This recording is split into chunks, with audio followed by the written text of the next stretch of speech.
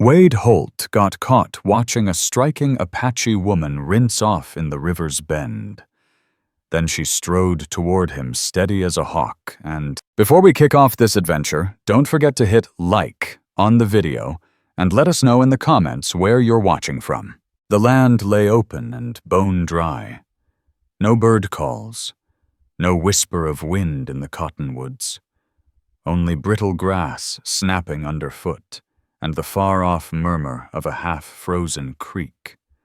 Overhead, the sky hung heavy and pewter-colored like scorched tin. Snow hadn't come yet, but its breath was close. Wade crouched by the stone fire ring he'd built 3 weeks back, the same spot he'd claimed along this forgotten turn of the Verde River. With a pocket knife, he stirred a dented pot of beans, the other hand planted on a worn knee.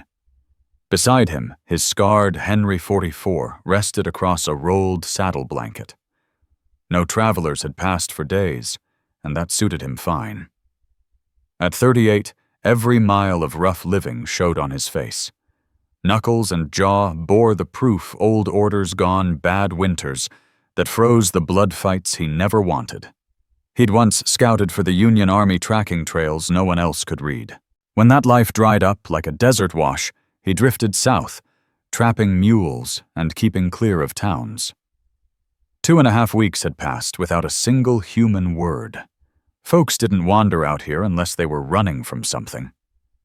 Rising slowly, Wade brushed the dust from his pants and headed for the river with an empty canteen and the tin cup he used for coffee. He stepped over dead roots and sun-bleached bones. The air smelled of wood smoke and creosote, the cold pooling low. That's when he saw her. She stood ankle-deep in the icy shallows, half turned away.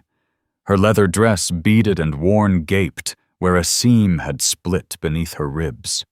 A thin strap slipped from her bare shoulder as she worked washing cloth, or maybe her own dark hair. Mid-20s, he guessed. Her black hair streamed wet to her lower back, clinging to bronze skin. Wade stopped 20 feet short, heart thudding. It wasn't desire, not at first. Instinct froze him. Don't move, don't speak, don't spook her. He kept the rifle lowered, studying her in silence. She didn't look lost or frightened, just fiercely self-possessed. Barefoot, she shivered lightly in the wind, but moved with calm precision. Wade's eyes swept the trail behind her. No horses, no packs. No sign of company. His jaw tightened. A lone Apache woman this far off tribal routes with no escort and no supplies that wasn't chance. He shifted boot, crunching on gravel. Her head turned. Their eyes locked and his gut clenched. He didn't raise his hands or step closer. Her face didn't flicker. She didn't cover herself. Didn't speak. Only watched. Wade's throat went dry.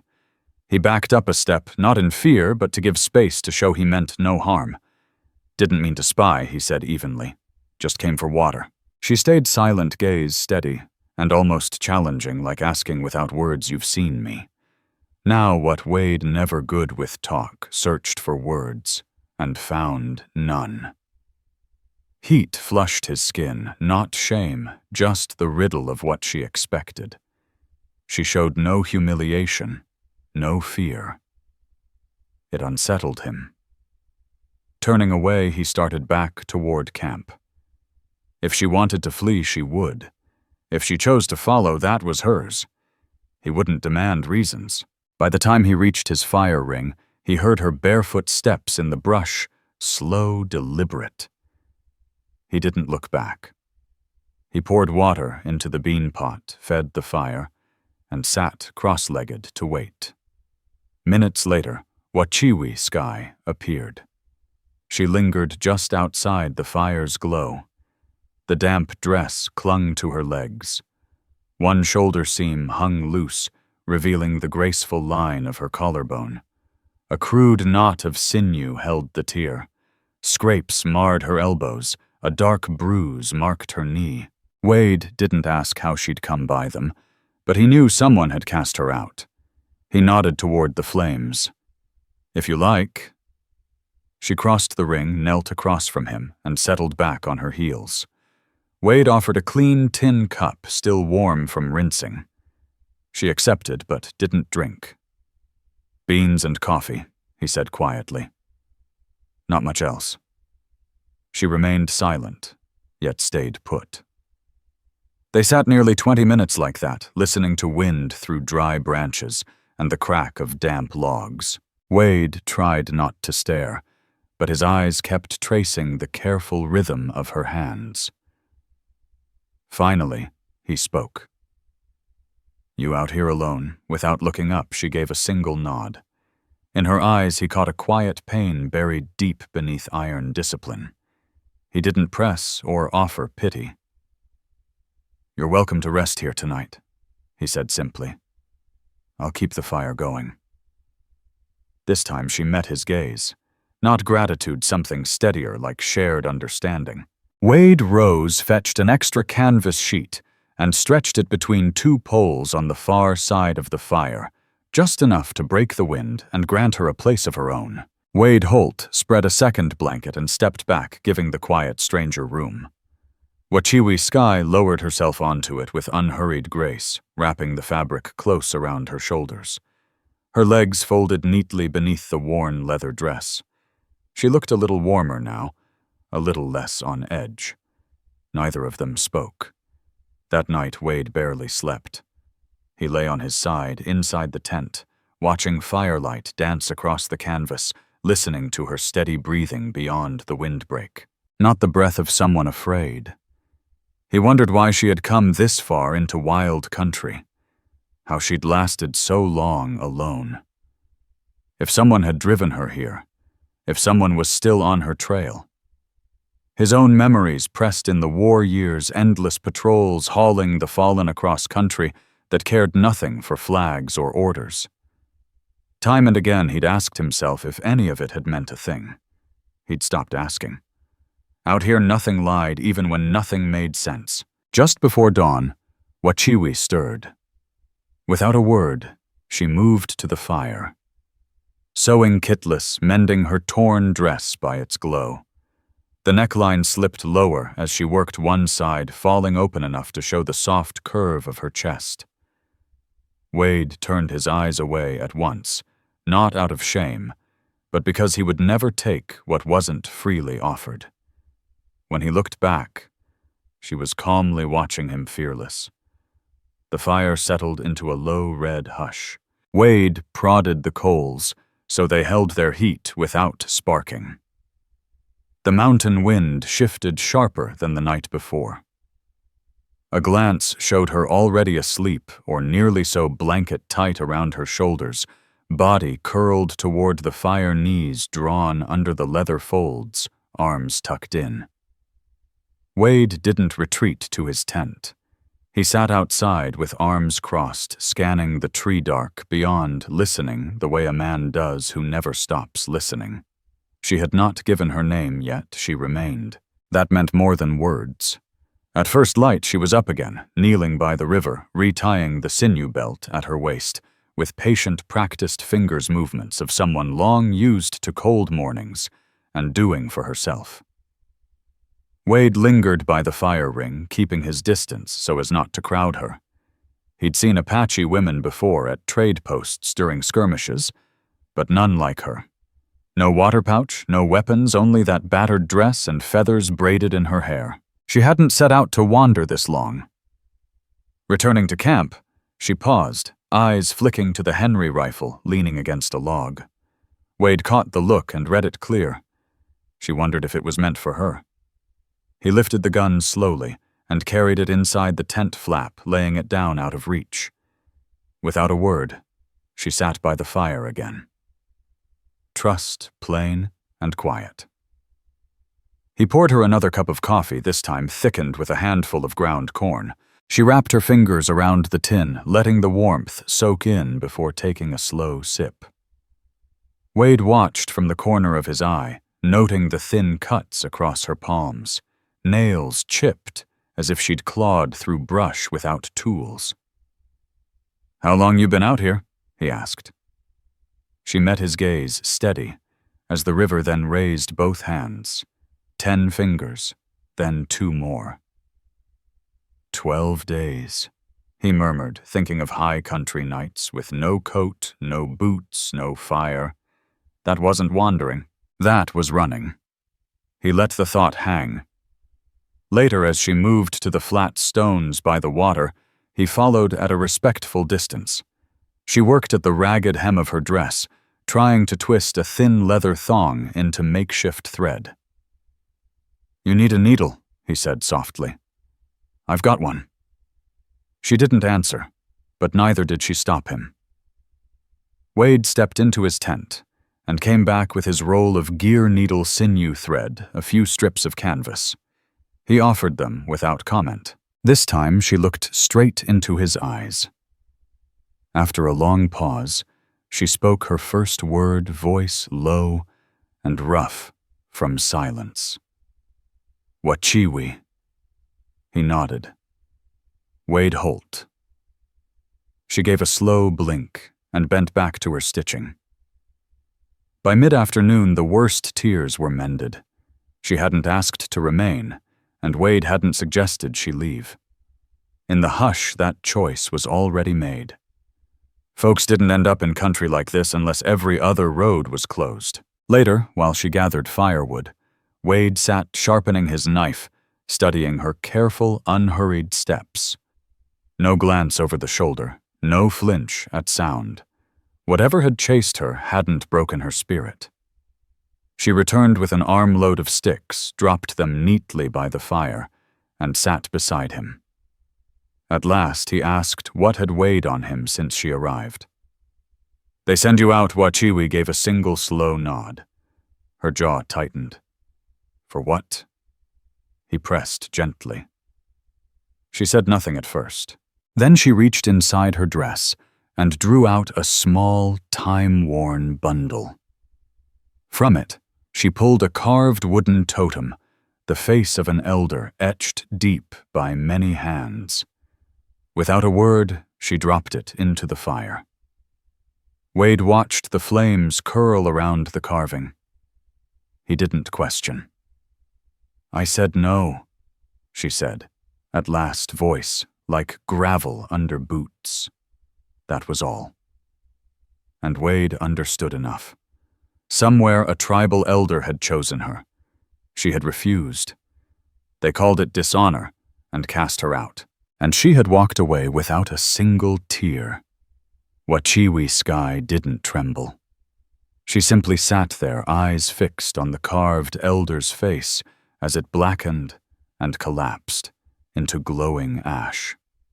That night, when the fire burned low, Wade Holt quietly spread another blanket over her bedroll. He said nothing. She gave him a long, measuring look before settling back beneath the canvas flap he'd strung against the wind. He didn't speak or reach for her, yet when she tugged the blanket higher and turned toward the fire, he noticed just at the edge of his vision, her hand sliding slightly back, resting near the space between them. Open. Barely there. Not an invitation. Not a refusal. Wade stayed where he was, watching the last sparks fade into black. She hadn't asked for safety or begged for help, but she'd stayed. That said more than words. Coyotes howled in the hills, but neither of them stirred. The third morning came sharper than the rest. Frost crusted the canvas like sifted sugar. Wade woke before first light, as always eased from his blanket without a sound, pulled on his coat, and stepped into the cold. Stars still clung to the sky. Under the lean-to, Wachiwi slept with one hand visible, fingers loosely curled. Peaceful. Not warm, nothing in the late autumn desert was warm, but no longer restless. No sudden movements, no sharp breaths. Her nerves were settling. He slung his rifle and a burlap sack over his shoulder and headed along the ridge. If she meant to stay, and it was beginning to feel that way, they'd need more than wood and water.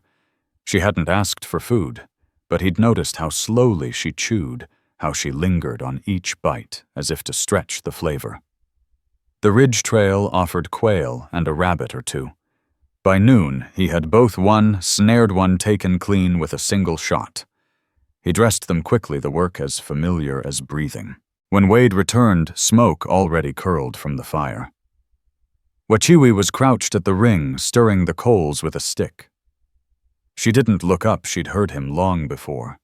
Sharp ears, the kind honed by a hard life. He set down the sack and crouched. She leaned to peek inside. A faint, fleeting smile touched her lips, and was gone, but he caught it. He cleaned the rabbit again, this time slower, letting her watch. She neither interrupted nor turned away. When he laid the meat on hot stones, she passed him a sprig of desert sage from a small pouch. She knew how to season meat in the wild. That told him more. She wasn't some sheltered wanderer. She knew how to stay alive, even if she hadn't planned on doing it alone. As the meat cooked, Wade settled opposite her, speaking with quiet purpose. "I rode with the cavalry," he said, matter-of-fact, not boasting. Wachiwi lifted her eyes. He didn't elaborate, just added, 6 years. "Then I scouted for survey crews. Saw more than I cared to. Got tired of men giving orders, and never bleeding for them." She held his gaze, understanding the weight behind those words. "Regret." He went on. "I left, headed south. Took to trapping. People ask too many questions." Her voice, soft but steady, surprised him. "Why me, then?" He paused, honest. "Didn't plan it. Didn't mean to see you. But when I did, you looked like someone who didn't want to be found either." She considered this, then gave a single nod. That was enough. When the meal was ready, they ate without hurry. She offered no thanks, and he needed none. It wasn't charity, they were simply feeding what was left of themselves.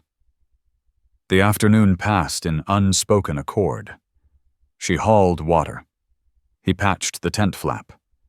She scraped old bark from firewood. He showed her how to knot 2 stones to brace a windbreak. No jokes, no wasted words, just the quiet rhythm of people who know survival. For the first time, it wasn't survival alone. Later, while she washed a strip of hide at the river, Wade watched her silhouette through the brush. The first shock of seeing her by the river had long since cooled. What he felt now was harder to name respect. She hadn't begged or hidden. She carried a strength he rarely showed anyone. That evening she brought him the feather she wore in her hair, newly mended, and tied with a leather loop. Wade held it unsure of its meaning until she pointed to the tent, the windbreak, and back to the feather. Not a gift, her way of saying I belong here now. He nodded, slid the feather into a notch above the tent flap, where no wind could catch it. That night, the fire seemed warmer, not from heat, but from a silence no longer heavy. They didn't speak yet, the quiet between them felt alive, full of trust. The 4th night, the cold turned brutal. A storm had raked the northern ridges 2 days earlier, and now the air pressed down like iron. The kind of chill that seeped deep and stayed even after sunrise. Wade had known such weather in high desert country over 4,000 feet. Snow wouldn't fall yet, but the frost would bite, and the ground would harden. He'd already begun to think differently. If we're staying. Weeks ago, he would have laughed at the thought. He rarely lingered a month anywhere, rarely spoke more than a handful of words a day. But Wachiwi had changed the measure of his silence. She hadn't spoken much since giving him the feather, yet her body told the story. The tension was gone. When she moved around the tent, she didn't glance back. When she sat by the fire, her knees edged closer to his. She was choosing to stay near. That morning she came back from the river with her long black hair wet, and she didn't bother to dry it. Wachiwi Sky let her hair hang loose, black and glistening in the pale morning sun.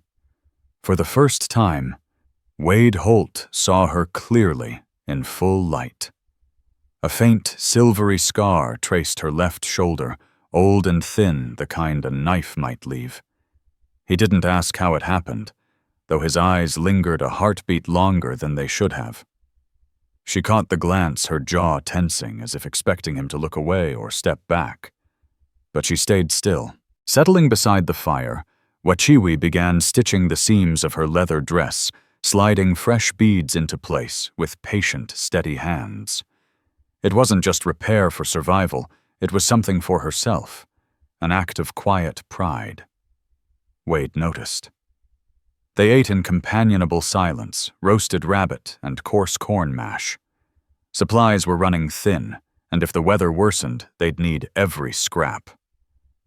He said nothing, but she seemed to understand, dividing her portions into careful halves, even thirds.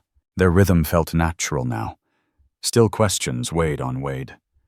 Why had she stayed? Why him? Why now? Deeper still, a thought he hadn't faced in years. Could he let someone stay at all? That afternoon, while checking his traps, Wade uncovered an old tin hidden under a tree root, a cache he'd forgotten from last winter. Inside lay an oilcloth, half a pouch of chewing tobacco, and a folded map. Back at camp, he spread it on a flat rock near the fire. Wachiwi studied the yellowed paper as he traced a finger along faded lines. "Used to ride this trail," he said. "Ran scouts between Fort Verde and Payson. The river cuts through here." He pointed to a winding bend. She leaned closer. "There's a canyon up this way," he added. "Good winter shelter. Natural cover. If this cold holds, we might want to move." She stayed silent at first, then tapped a spot farther south. "I walked it," she said quietly. 2 days before I found you." It was the most she'd spoken yet. Wade sat back. "Why come back this way?" Her eyes held the firelight for a long moment. "I turned east to lose them, found the river." "Who?" he asked gently. "My people," she said at last, voice tight. "Not mine anymore." He didn't push. He already knew she hadn't simply been cast out, she'd been hunted. Wade's gaze drifted toward the tree line. 4 days had passed, with no hoof prints, no smoke, but he trusted old instincts. That evening he laid false trails through the brush, a habit from years of scouting. That night, the wind cut colder. Wachiwi wrapped herself in one of his heavy blankets, yet he saw the faint tremor in her fingers. She uttered no complaint.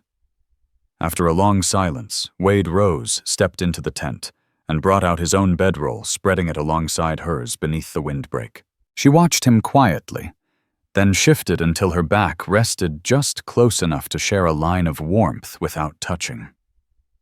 Wade lay down, arms folded behind his head, eyes on the star-pocked sky. Minutes passed before she whispered, barely audible, "They tried to trade me, like I was nothing." He stayed still, listening. "I wasn't his," she said, the words edged with steel. "I said no." Wade's throat tightened. He offered no pity, no easy promises, only the truth. "You're safe here." Her breathing slowed. For the first time since she'd come to his fire, she slept without a hand near the knife hidden in her boot. Wade stayed awake, listening not for danger, but to make sure the quiet held. By dawn, something in the land itself had changed. Not between them, their bond felt steadier than ever, but in the air. Birds didn't sing at first light. The wind, which usually whispered through the brush, lay dead. Wade rose carefully and scanned the camp. Wachiwi was already awake, sitting upright in her blanket, knees pulled to her chest, eyes fixed on the distant ridge.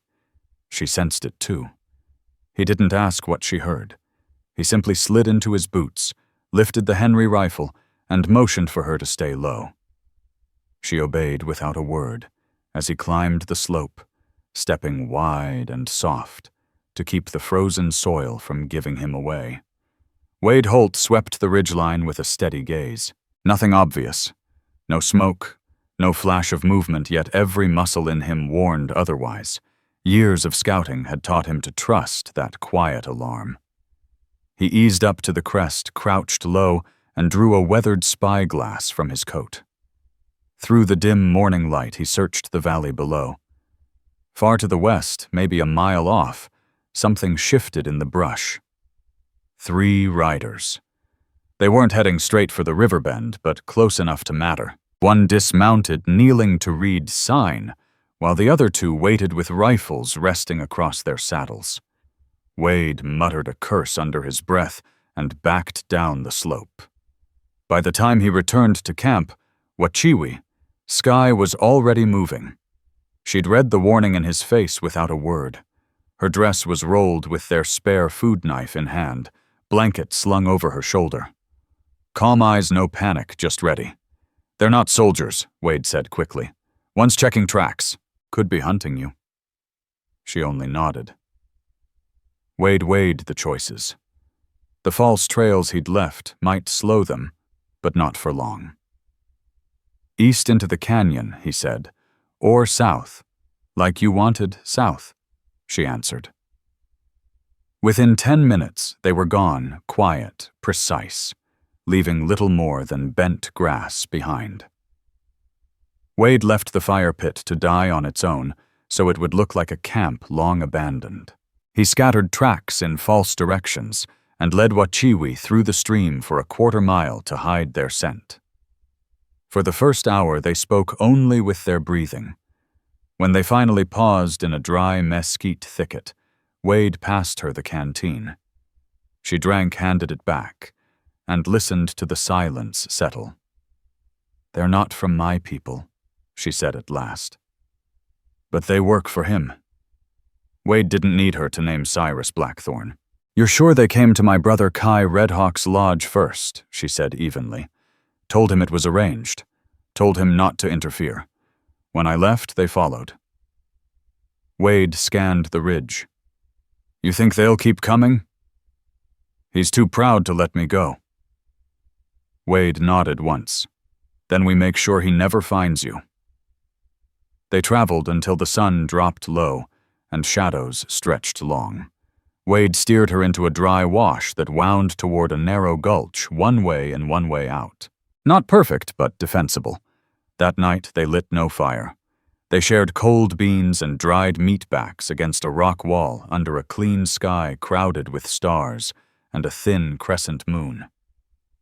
Wachiwi leaned back, eyes closed, resting rather than sleeping. "Why did you really leave the army?" she asked softly. Wade hesitated, then spoke the truth. "I watched men die for land they'd never touch, for flags that never knew their names. I figured if I stayed, I'd stop caring too." She opened her eyes. "But you still care?" He didn't answer. After a long pause, she slid part of her blanket toward him. No invitation, just a quiet sign. "We face this together." He didn't move closer, but he didn't move away. They slept, sitting up, heads resting against the same cold stone, trusting the bond more than the night. Before sunrise, they were moving again, heading for the south trail. The plan was simple. Stay high, avoid the main passes, move fast, under cover, rest only when needed. Wade took point, stopping every half hour to study their back trail. So far, no fresh sign. By mid-morning, they reached a narrow bluff overlooking a shale-strewn basin. Beyond it lay a maze of ravines where they could disappear for days.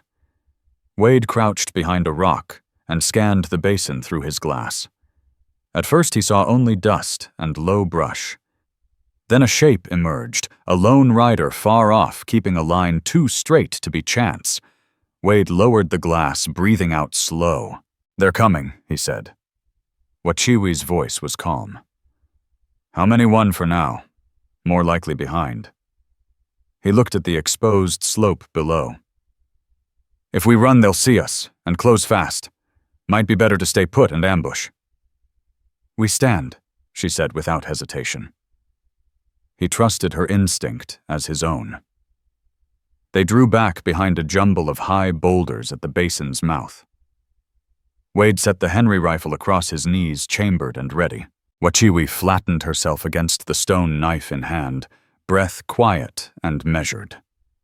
It wasn't long before the first rider showed a lean man in a long coat and brown hat rifle across his lap, scanning both sides of the basin with a predator's caution.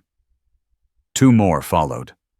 One carried a short-barreled carbine, the other led an extra horse. Wade's eyes tightened. He knew the second man's scar along the jaw, stiff right leg. Flint Maddox. A tracker. One of those old Indian fighters the Army used when they didn't want to risk their own officers. Wade Holt kept his sights on the basin, every sense sharpened. If Flint Maddox was out there, this wasn't just a grab they meant to make an example. He raised the Henry rifle bead, centered on the lead rider's chest finger, resting along the trigger guard, breathing slow. Then he paused. He'd made tougher shots in worse country, but this wasn't war or orders anymore. This was survival, and it was personal now. Wade had spent years making sure he never became a man who killed without thought. A light touch on his arm pulled him back. Wachiwi Sky's hand steady, not urging or holding him, just reminding him he still had a choice. Wade lowered the barrel. A hair looked at her. She met his eyes and gave a single firm nod. He drew a breath, turned back, and squeezed the trigger. The shot cracked like a dry whip across stone. The first rider toppled from the saddle before he hit the ground. The second spun, snapping his carbine to his shoulder. Wade fired again and missed by inches. The tracker dived behind his horse and fired back the bullet, sparking rock close to Wade's head. Wachiwi shoved a heavy stone into place, shielding part of their flank, then crawled low to his side. "Move, I'll cover," Wade said in a tight whisper. She shook her head. "I stay." A slug bit into the stone, spraying grit. Wade didn't finish his protest. She was already slipping around behind another boulder, knife in hand. The third man crept forward, rifle low. Wachiwi sprang from the shadows, her throw sharp and sure. The knife buried in his thigh, and he collapsed with a shout. Wade fired again, dropping the last man with a round through the shoulder. Silence followed, a deep, heavy silence that seemed to pull every sound from the air. He rose carefully, Henry ready, scanning the basin. 3 down, 2 wounded and groaning, 1 still forever. Wachiwi retrieved her knife and wiped the blade clean on her boot. "You've done that before," Wade said. She nodded once. "My uncle trained warriors. I wasn't supposed to learn, but I did." He studied her, then said quietly, "You saved us." Her dark eyes held his. "You hesitated." "I did," he admitted. "Good," she said simply. That night they holed up deep in a dry ravine. No fire, only moonlight and a single blanket stretched between them, a wall neither crossed, but both leaned against. Wachiwi cleaned her blade while Wade oiled the Henry. Their silence was earned, not empty. "You left killing behind," she said after a long while. "I tried," he answered. "But you still did it. You needed me to," he said. She inclined her head. "Now what?" "We keep moving," Wade replied. "Put miles between us and this valley. There's a canyon farther south, quiet, no trails. If we reach it by week's end, we can breathe for a while." She didn't answer, but when she lay down, she shifted closer, letting her hand brush his sleeve. He didn't move away. Neither spoke of home, but for the first time it didn't feel impossible. The ravine swallowed every sound. Even the wind stayed above the rim. Safe for now, but the hush felt more like waiting than peace. Wade kept watch back to the rock wall rifle across his knees. The image of the first rider falling replayed in his mind. The shot had been clean and true, yet it didn't feel clean. Not pride, not fear, just the old weight of killing settling in. Near dawn, Wachiwi stirred. She sat up slowly, blanket draped like a shawl, hair falling loose around her face. She stared into the shadowed canyon, silent. "You okay?" Wade asked softly.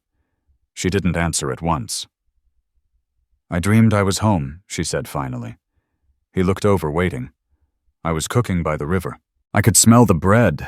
I heard the drums." Her voice thinned. Then the sound changed. Hoofbeats. And it was gone. Wade said nothing, letting her words find their place. "Do you ever dream of," before she asked, turning her gaze to him. "Sometimes," he said. "I see the men I left behind, the ones I couldn't save, the ones I watched die for nothing." Wachiwi pulled the blanket tighter. "I don't want to go back," she whispered. "Even if they asked, even if they begged, but sometimes I miss the sounds, the morning smoke, my mother's laugh." Wade felt his throat tighten at the quiet ache in her voice. Not pity, but recognition filled Wade Holt's eyes. "You don't ever have to go back," he said quietly. "And you don't have to forget either." Wachiwi Sky gave a single firm nod. By midday, they had broken camp and were moving again, threading through a narrow canyon trail Wade remembered from old scout days. No soldiers, no ranchers used it now. The passage wound between twisted stone and dry washes before opening into a broad sweep of pale scrub backed by tall cliffs. She stopped at the crest and looked over the empty expanse. Bleached rock, no trees, nothing to betray the hollow hidden at its heart. Against the cliff face, a shallow cave lay concealed, dry and sheltered, a spring-fed pool glimmering nearby. Wade pointed. "That's our spot." They slid down the slope and set to work without wasting breath stakes and canvas rope knots, firewood stacked neat. Wachiwi ringed the cave mouth with a low circle of stones, a quiet claim of home. After dusk, she lifted the water pot and motioned toward the spring. Wade rose and followed a step behind, close enough to guard, far enough not to crowd. At the pool, she knelt, filling the pot and splashing her face. He turned aside to give her privacy, but when she straightened, wet hair gleaming, she set the feather from her braid on a flat rock. Then with deliberate calm, she slid her dress to her waist and bathed arms, neck, and chest, neither hurried nor shy. Wade kept his eyes down at first. Then he looked. She didn't flinch or hide. She met his gaze with quiet strength. The faint scars along her ribs and beneath her breast spoke of hard trials survived. She wasn't offering herself. She was showing she was whole, unbroken. He turned his head again, not from fear of seeing, but from respect for what she chose to share. When she dressed, she rebraided the feather and walked beside him back to camp. That night they ate shoulder to shoulder, no space between them, only shared warmth, and the certainty that they were walking the same trail now. Wade didn't reach for her, and she didn't lean in, but when the wind kicked up, she drew her blanket wide enough to cover them both. The quiet press of her leg against his stayed there. For the first time in years, Wade didn't feel like a lone drifter on empty land. He felt part of something alive, and it unsettled him more than any gunman ever had. Sometime before dawn, the wind died. When he woke, the blanket still lay over both of them, and Wachiwi still slept, her hand resting lightly on his forearm, neither possessive nor fleeting, just there. He stayed still a long time, memorizing the calm lines of her face, the faint scar above her brow. Even asleep, her body held a scout's tension, the kind that never fully lets go. Wade knew that feeling. Careful not to wake her, he eased out and checked their back trail. No fresh prints, no sign of riders. Yet the unease in his chest never left. By the time he returned, Wachiwi was kneeling by the fire pit, laying wood with quiet precision. She met his look briefly, and he answered with a nod. Breakfast was simple, what remained of the rabbit, and some boiled roots she'd gathered the day before. Their movements were closer now, practiced and sure, but the air carried a hint of waiting. After they ate, Wade sat cleaning the Henry rifle. Wachiwi watched a while before asking, "You think they'll come again?" "Maybe," he said. "There were 4 who left camp that night," she said evenly. "You saw 3. His stomach tightened. "And the 4th, a tracker. Older, smarter. He waits, watches, finds the gap."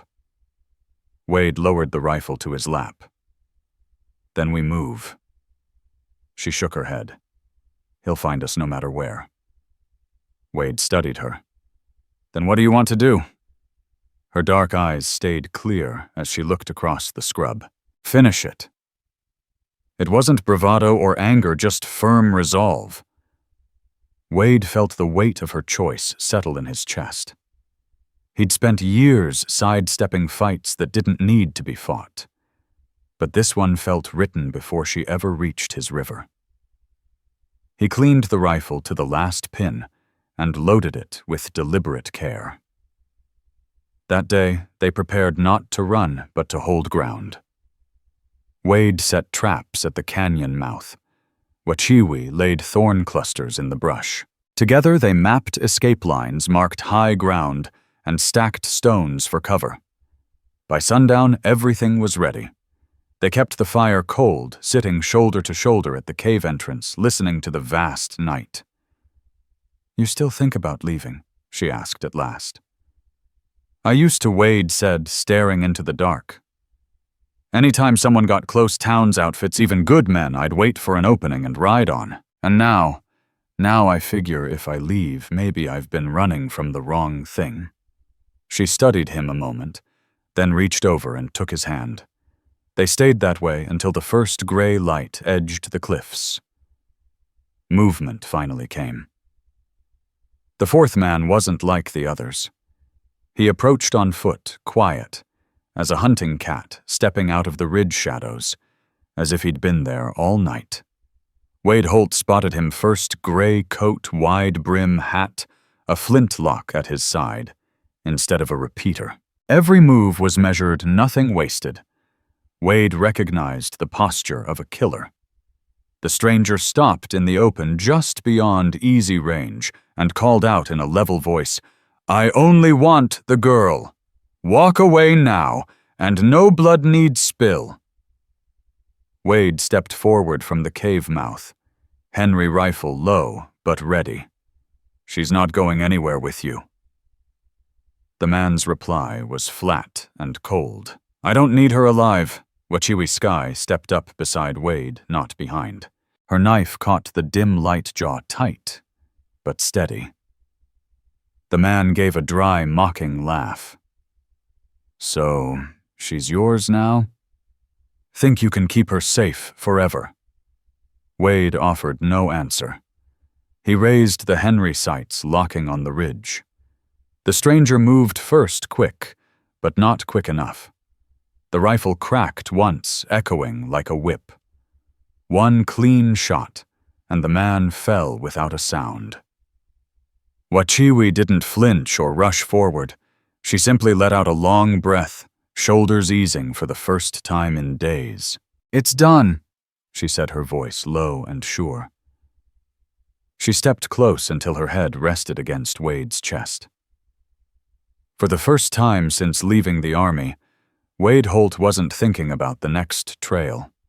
He was already where he meant to be. They left the body where it lay. 2 days passed without touching it. Coyotes and desert wind would finish what was natural. Words came slow in the quiet that followed. Not because they lacked things to say, but because nothing urgent remained. Wachiwi gathered dry brush and brewed a simple stew. Wade checked the old trap lines, but didn't bother to reset them. No more threat lingered. That night, for the first time in 3 days, they built a fire for comfort instead of survival. It burned low and steady. She sat beside him, her shoulder resting against his, and they ate without hurry. For Wade, it felt like breathing easy for the first time in years. The days ahead shaped into a deliberate rhythm. They weren't merely getting by, they were beginning a life. Wade braced the cave entrance with logs and packed earth fashioning a rough doorframe. Wachiwi molded red clay pots near the spring and smoothed them with river stones. She seldom spoke while she worked, but whenever he passed, she met his eyes. That was enough. They learned each other's quiet habits. Wade cleaned his rifle every morning. She always braided her hair before dusk. He liked to keep watch after supper. She slept with one hand atop her blanket. They never questioned these small rituals. One evening, a copper-colored dust storm swept in from the north. They hauled everything inside and banked the fire low, sealing the cave mouth with canvas and stone. For hours, the wind roared while they sat knee to knee. "I never thought I'd come this far south and find something worth staying for," Wade said at last. Wachiwi's dark eyes softened. "You didn't find it," she replied. "You made it." He nodded. "With you." After a beat, she asked, "Do you still feel like you have to leave someday?" Wade drew a slow breath. "I used to. Anytime someone got close town's outfits, even good men I'd ride on. But now if I left it'd mean I'd been running from the wrong thing all along." She studied him a long moment, then reached out and touched his jaw, her thumb tracing the old scar. "Peace isn't distance," she said softly. "It's choosing to stay." Then she kissed him, unhurried and certain. For once, Wade didn't hold back.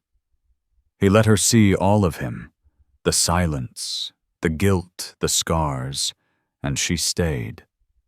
He rested his forehead to hers as the storm passed, and the first light of dawn crept in. Weeks slid into a month.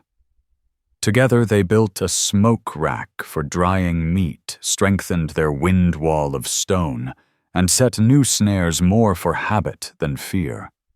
One day, a lost mule wandered into their ravine.